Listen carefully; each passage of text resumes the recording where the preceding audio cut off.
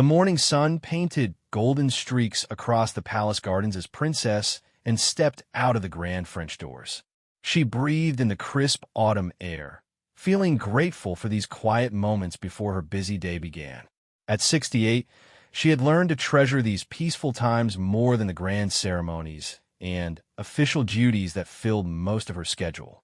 The royal gardens stretched before her like a living masterpiece. Roses climbed ancient stone walls, their petals still heavy with morning dew. The maze of perfectly trimmed hedges created secret pathways that she had explored since childhood. Even after all these years, the garden remained her sanctuary, the one place where she could simply be and not princess. And she walked slowly along the cobblestone path, her sensible shoes making soft clicking sounds against the stones. The gardeners wouldn't arrive for another hour, giving her complete solitude. A family of robins chirped cheerfully from an old oak tree, and she smiled as she watched them flutter between the branches, and paused near her favorite rose bush, a climbing variety that her mother had planted decades ago. The pink blooms still flourished, defying time and weather. She reached out to touch one of the soft petals, thinking of all the conversations she'd had with her mother in this very spot. Those memories felt especially precious now. The princess had always been known for her practical nature and strong work ethic. While other royals might prefer indoor comfort and genuinely love being outdoors, she felt most herself when surrounded by nature, away from the constant scrutiny of cameras and the weight of protocol. This particular morning held special significance. Today marked exactly 40 years since she had survived a kidnapping attempt on the mall. The anniversary always brought mixed emotions, gratitude for her survival, but also reflection on how that event had changed her perspective on life and safety. As she continued her walk and noticed how the garden had evolved over the years, new trees had grown tall, creating shade where there had once been open sunshine. Some of her childhood hiding spots were now completely overgrown, yet the essence remained the same: peaceful, beautiful, and timeless. She remembered bringing her own children here when they were young. Peter and Zara had climbed these same trees and played hide-and-seek among the hedges. Now they had children of their own, and the cycle continued. The garden had witnessed generations of royal children learning to walk, playing games, and finding comfort in nature's embrace. A gentle breeze rustled through the leaves, carrying the scent of jasmine from the far corner of the garden, and closed her eyes for a moment, letting the familiar fragrance transport her back to summer evenings from her youth. Those were simpler times, before the full weight of royal responsibility settled on her shoulders. The princess had earned a reputation as the hardest-working royal, often completing hundreds of engagements each year. She approached her duties with military precision, having served in the military herself. This dedication had earned her respect both within the family and among the British public, who appreciated her no-nonsense attitude and genuine commitment to her role. But here in the garden, surrounded by blooming flowers and singing birds, she could let her guard down. She didn't have to maintain perfect posture or choose her words carefully. She could simply exist as a woman who loved nature and found peace in quiet moments, and decided to visit the small greenhouse tucked away behind a cluster of evergreen trees. She had convinced the groundskeepers to let her maintain a small section where she grew her own vegetables and herbs. It was humble work for a princess, but it connected her to the earth in a way that formal garden tours never could. The greenhouse was warm and humid, filled with the earthy smell of rich soil and growing plants. Tomatoes hung heavy on their vines, and rows of lettuce created neat green lines in their beds. She had planted these herself, getting her hands dirty in a way that would have scandalized royal watchers decades ago. As she checked on her plants and thought about the day ahead, 3 official engagements, including a hospital visit and a charity lunch. Each event would require different clothes, different energy, and different versions of herself. But this quiet hour in the garden would sustain her through it all. She picked a few ripe tomatoes and some fresh herbs, planning to share them with the kitchen staff. These small gifts from her own hands always brought smiles to their faces, despite her royal status, and had never forgotten that real people with real lives made her world possible. The princess emerged from the greenhouse feeling refreshed and ready to face the day. The sun had climbed higher, burning off the last of the morning mist. Soon, the garden would fill with staff members preparing for various events, but for now, it remained her private kingdom. She walked toward a favorite bench positioned under a flowering cherry tree. This spot offered a perfect view of the main garden while remaining somewhat hidden from the palace windows. It was here that she often came to think through difficult decisions or simply to watch the changing seasons. As and settled onto the familiar wooden seat, she noticed how the morning light created dancing patterns through the leaves above. Everything felt perfectly normal, beautifully ordinary. Birds continued their cheerful songs, and a gentle breeze carried the mixed scents of flowers and fresh grass. She pulled out a small notebook that she always carried, intending to jot down some thoughts about her upcoming trip to Scotland. As a patron of several Highland charities, she took her responsibilities there particularly seriously. The Scottish people had always appreciated her straightforward manner and genuine interest in their concerns. But as she opened the notebook and suddenly felt dizzy, the sensation was brief but unsettling. She attributed it to standing up too quickly in the warm greenhouse and tried to focus on her writing.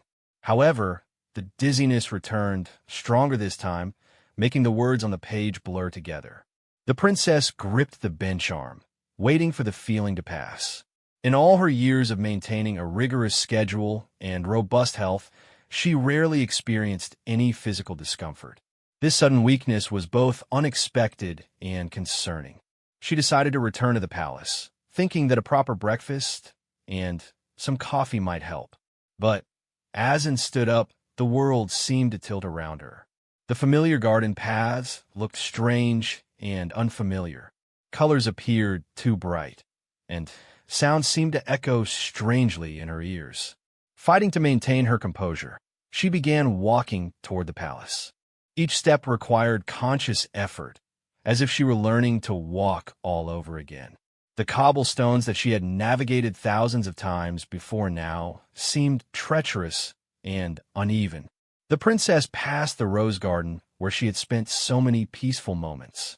The flowers looked different now, almost surreal in their vibrant colors. She blinked several times, trying to clear her vision, but everything remained oddly distorted, and realized that something was seriously wrong. Her practical nature kicked in, and she knew she needed help. But the palace seemed impossibly far away, even though she had only walked a short distance from her bench. Every step felt like a tremendous effort. She tried to call out, but her voice sounded weak and distant to her own ears. The garden that had always been her sanctuary now felt vast and isolating. The cheerful bird songs that she loved seemed too loud, almost overwhelming in their intensity. As she approached a small garden shed and felt her legs becoming increasingly unsteady, the simple act of walking, something she had done millions of times without thought, now required all her concentration and strength. The princess leaned against the stone wall of the shed, trying to gather her strength. The rough stone felt real and solid under her hands, anchoring her to the present moment. She took deep breaths, hoping that whatever was happening would pass quickly. But instead of improving, her condition seemed to worsen. The world continued to spin around her, and she felt increasingly disconnected from her own body. Even her thoughts seemed foggy and unclear, which frightened her more than the physical symptoms, and had always prided herself on being strong and capable. Throughout her life, she had faced challenges with courage and determination. From riding accidents to public criticism, she had weathered every storm with grace and resilience. This sudden vulnerability was unlike anything she had ever experienced. She managed to move a few more steps before her strength completely failed her. The beautiful garden that had welcomed her so peacefully just an hour before now watched silently as the princess struggled against an invisible enemy. The last thing and remembered was the feeling of cool stones against her cheek and the distant sound of birds singing their morning songs. The garden kept its peaceful vigil as the princess lay still among the flowers she had loved so dearly. Dawn was still hours away in other parts of the world, but here in the palace garden, the morning sun continued to shine down on a scene that would soon change everything. The roses continued to bloom, the birds continued to sing, and life in the garden carried on as it had for centuries, patient and eternal. In the distance, the palace clock tower chimed 9 o'clock, marking the beginning of what should have been just another busy day in the life of Princess Anne. Instead, it marked the moment when everything changed, when the garden became not just a place of peace and beauty, but the setting for a story that would touch hearts around the world. The morning breeze rustled through the trees one more time, as if nature itself was holding its breath, waiting for the world to discover what had happened in this quiet corner of the royal grounds. The head gardener, Thomas Weatherby, arrived at the palace grounds at precisely 7:30 in the morning, just as he had for the past 22 years. Thomas was a man of routine, believing that consistency and care led to the magnificent gardens that surrounded the royal residence. He whistled softly as he made his way through the service entrance, ready to begin another day tending to the plants and flowers that brought such joy to the royal family.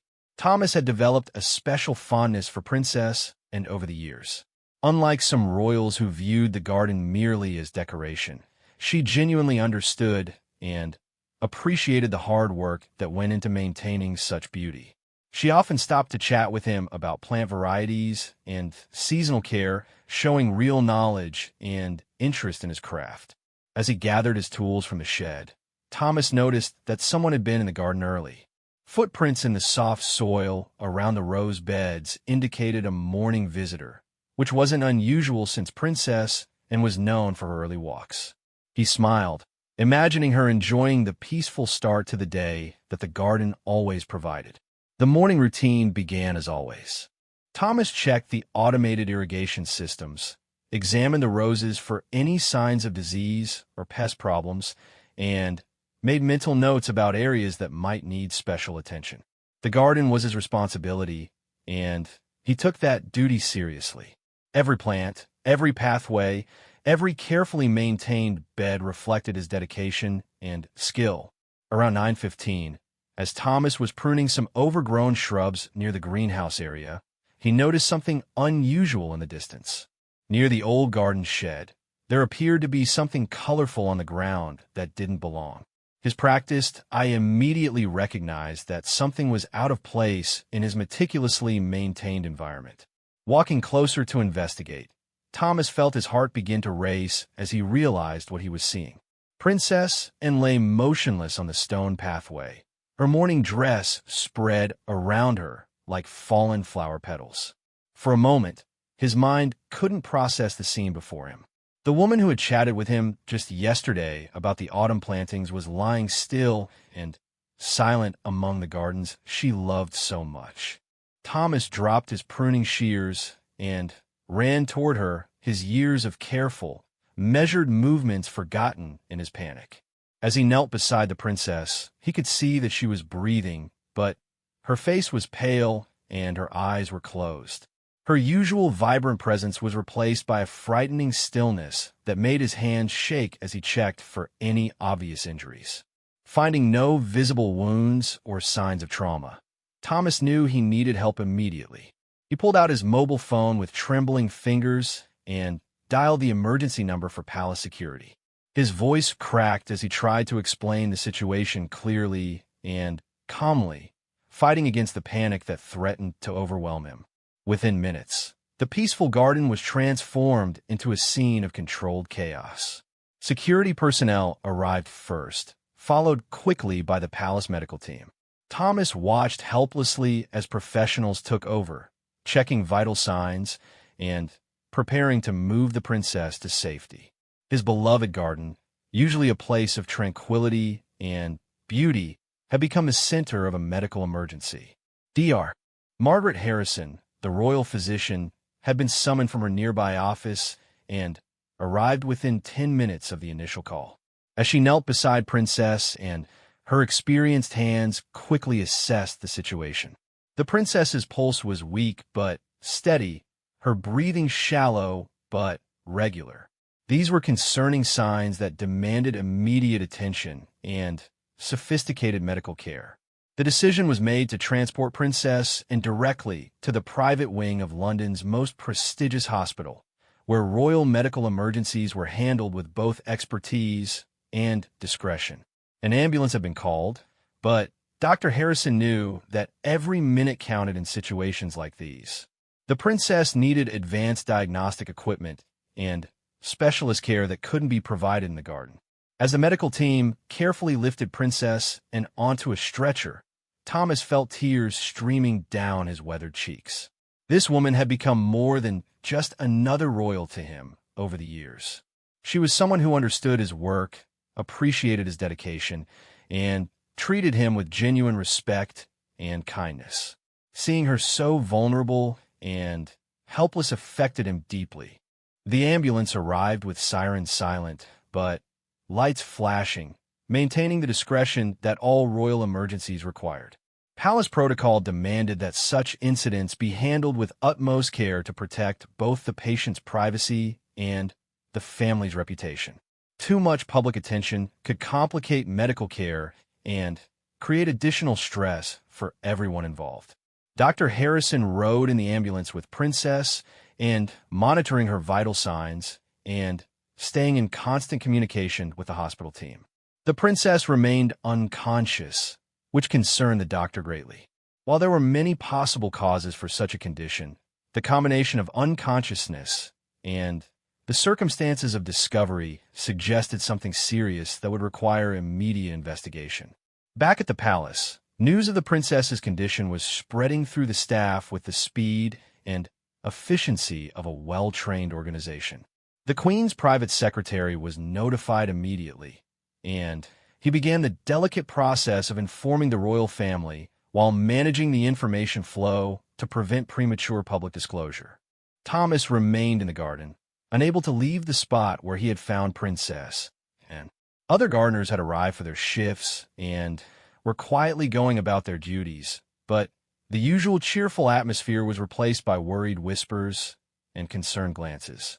Everyone who worked at the palace had come to respect and admire Princess and for her genuine warmth and dedication. The hospital's royal wing was a model of efficiency and discretion. Private entrances, specially trained staff, and state-of-the-art medical equipment ensured that royal patients received the best possible care while maintaining their privacy and dignity. As Princess was wheeled into the emergency treatment room, a team of specialists was already assembling to determine the cause of her condition. Dr. James Mitchell, one of London's most respected neurologists, had been called in to consult on the case. His initial examination revealed several concerning symptoms that suggested a serious neurological event.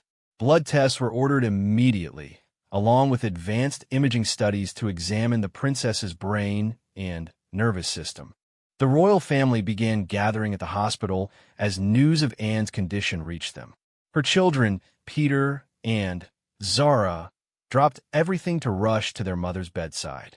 The sight of their always strong, always capable mother lying unconscious in a hospital bed was almost impossible for them to comprehend. Prince Charles arrived within the hour, his face grave with worry for his sister. Despite their occasional disagreements over the years, the bond between the royal siblings ran deep and had always been a source of strength and stability within the family. And seeing her in such a vulnerable state affected him profoundly. The medical team worked with quiet efficiency, running test after test to determine what had caused Princess Anne's collapse. Each examination ruled out certain possibilities while raising new questions. The princess remained unconscious, her condition stable, but serious enough to cause significant concern among her doctors. Dr. Harrison consulted with specialists via secure video links, sharing test results and discussing possible diagnoses. The medical mystery deepened as initial tests failed to reveal an obvious cause for the princess's condition. Brain scans showed some unusual patterns, but nothing immediately life-threatening or clearly diagnostic. As evening approached, the hospital corridor outside Princess Anne's room had become a quiet gathering place for worried family members and close friends. The usual royal protocol seemed less important than simply being present for someone they all cared about deeply. Conversations were hushed, and the atmosphere was heavy with concern and uncertainty. Thomas had finally left the garden and made his way to the hospital, where palace staff were keeping vigil alongside the royal family. His simple presence meant a great deal to everyone, representing the genuine affection that Princess Anne had inspired among the people who worked with her every day. The medical team decided to keep Princess Anne overnight for continued observation and additional testing. Dr. Mitchell explained to the family that while her condition was serious, her vital signs remained stable. They were hopeful that more definitive answers would come with morning and fresh test results. As night fell over London, Princess Anne remained unconscious in her hospital bed, surrounded by the soft beeping of monitoring equipment and the quiet presence of loved ones taking turns at her bedside. The garden where she had found so much peace and joy seemed far away, yet somehow its spirit of quiet strength seemed to fill the sterile hospital room. The palace staff had prepared carefully worded statements for potential media inquiries, but the family hoped to have more information before making any public announcements. The balance between transparency and privacy was always delicate in royal medical matters, especially when the situation remained unclear. Dr. Harrison reviewed the test results one more time before settling in for what she knew would be a long night of monitoring and waiting. Princess Anne's condition challenged her medical expertise and touched her heart. This wasn't just any patient. This was a woman whose dedication to public service and genuine humanity had earned respect and admiration far beyond the palace walls. The night staff took over with the same level of care and attention, understanding that their patient was someone special who deserved their very best efforts. Princess Anne lay peacefully, unaware of the concern she had generated or the love that surrounded her as she fought whatever battle was taking place within her body. In the garden where it all began, Thomas's assistant had placed a small bouquet of the princess's favorite roses on the bench where she loved to sit.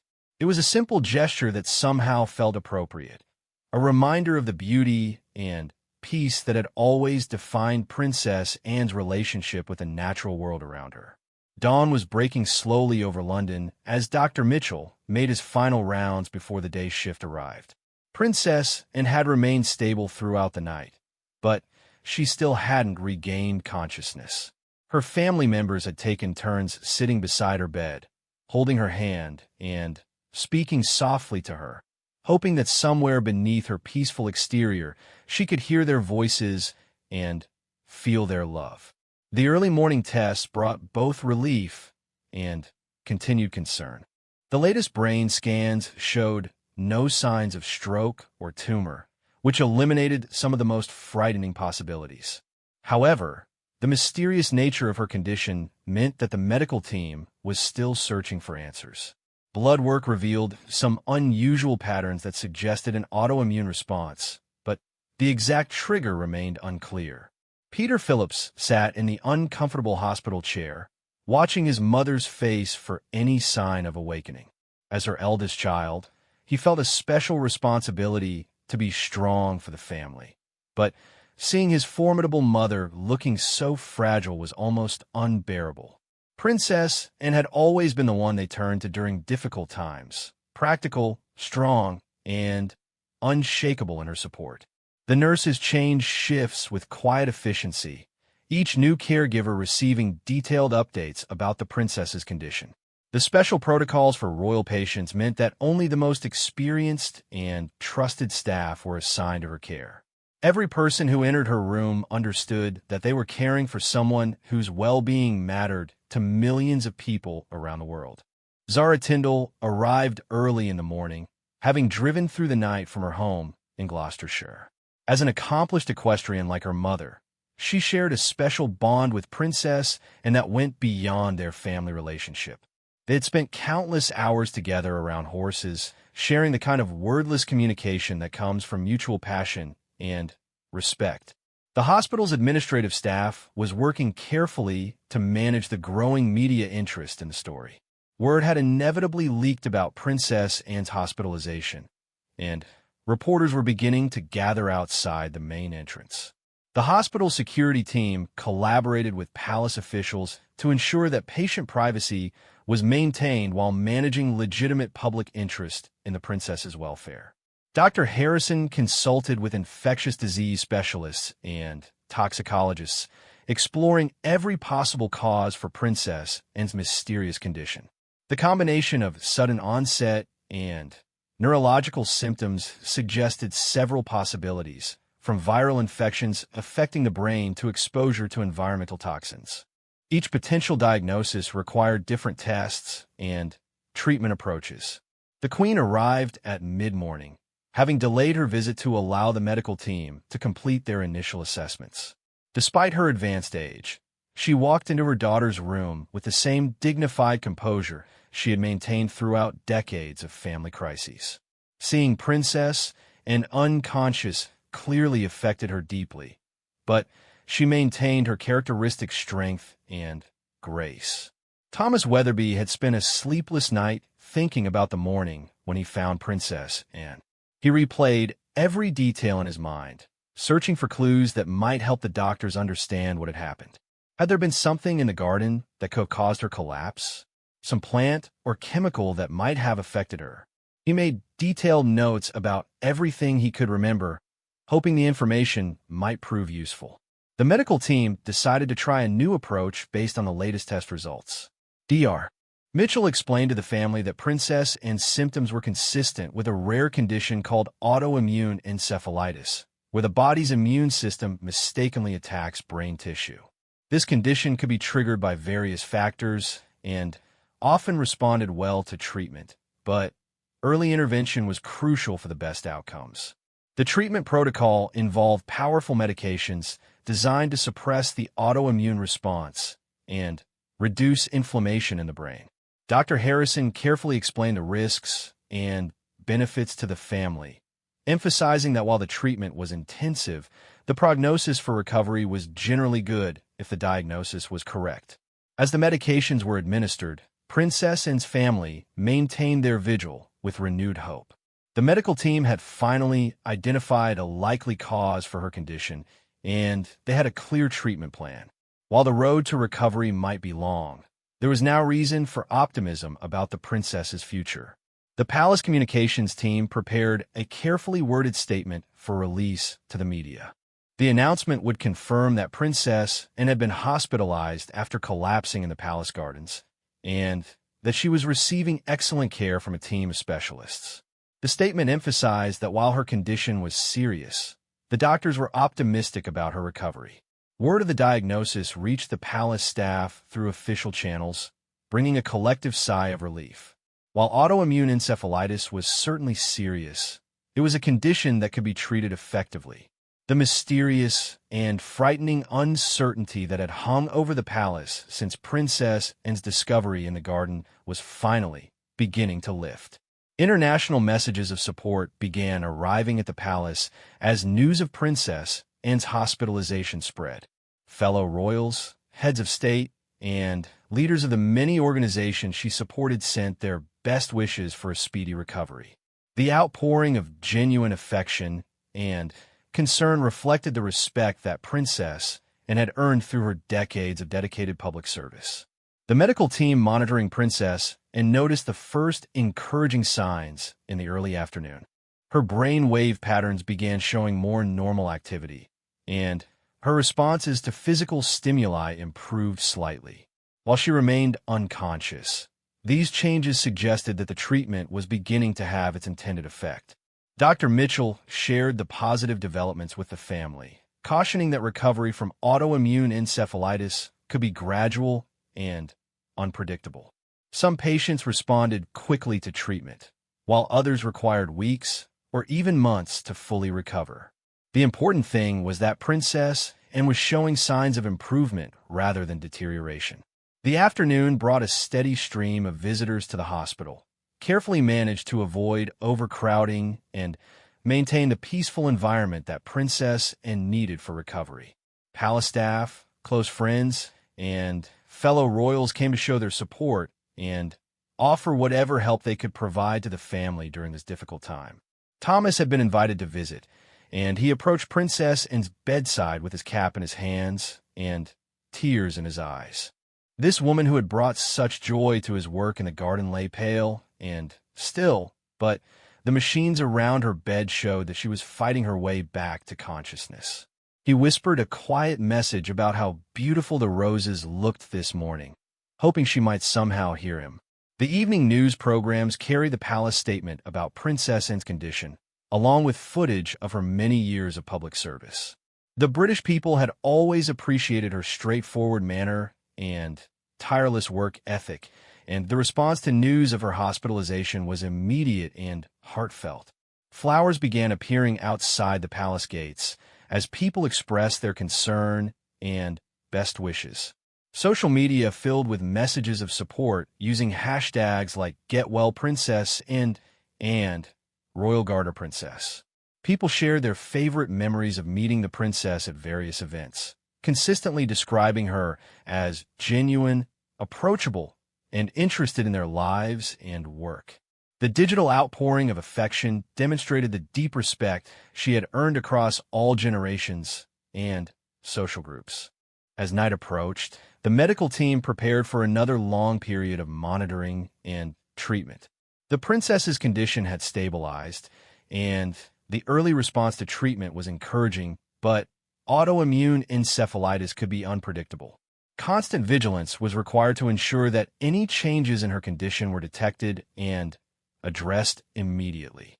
The family organized a schedule that would ensure Princess Anne was never alone during her recovery.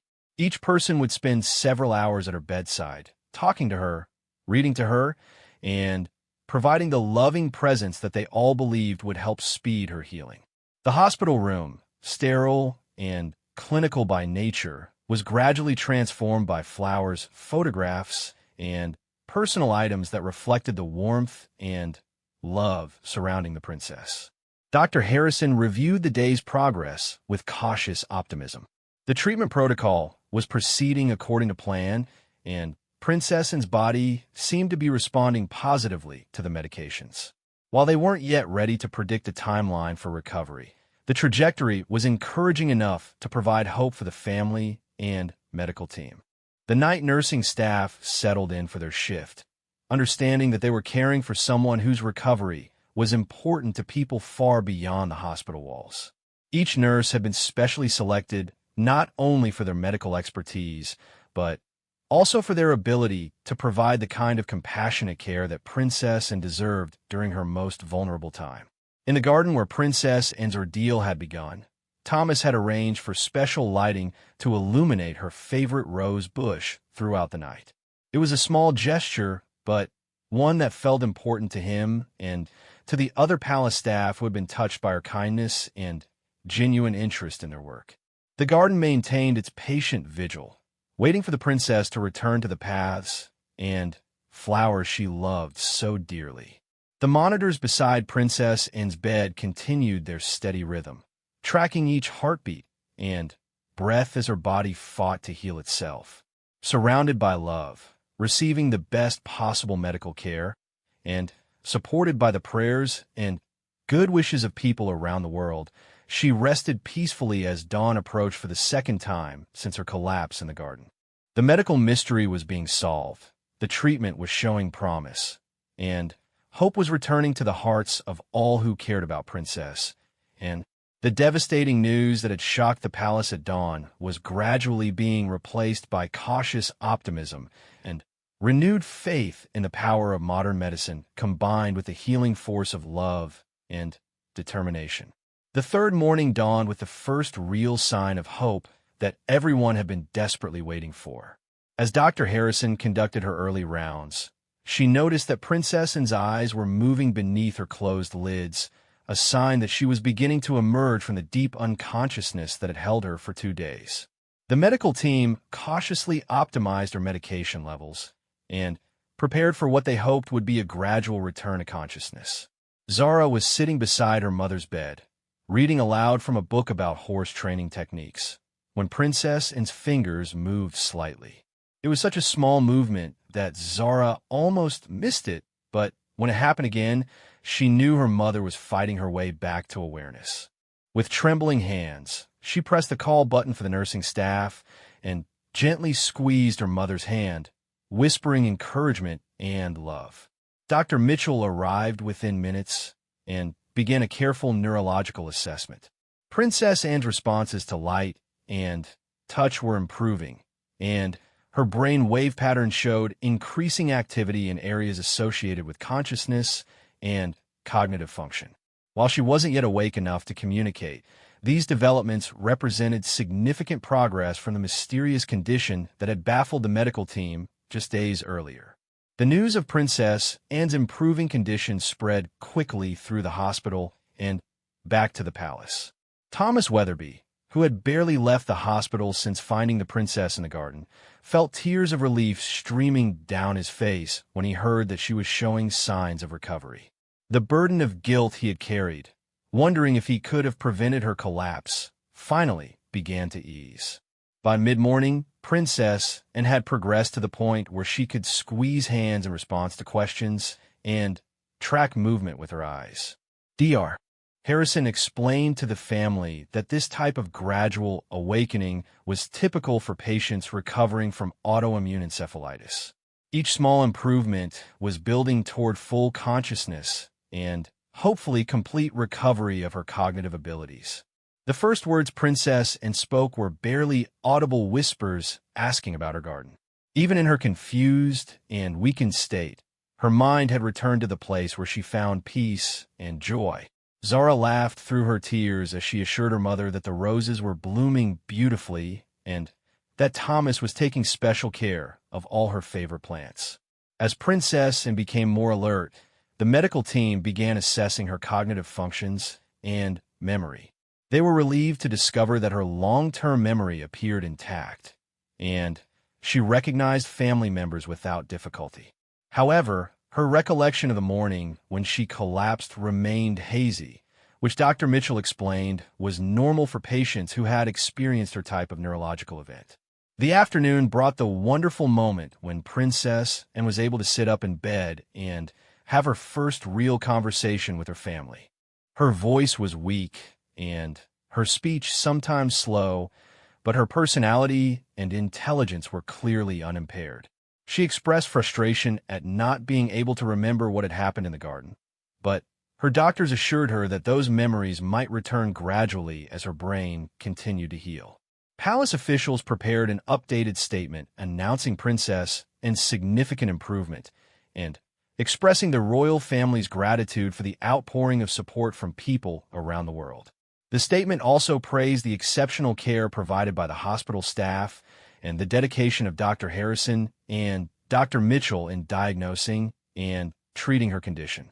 International media coverage of Princess Anne's recovery was overwhelmingly positive, focusing on her reputation as one of the hardest-working royals and the genuine affection she had inspired among people from all walks of life. Stories emerged of her kindness to staff members, her dedication to charitable causes, and her down-to-earth approach to royal duties that had endeared her to millions.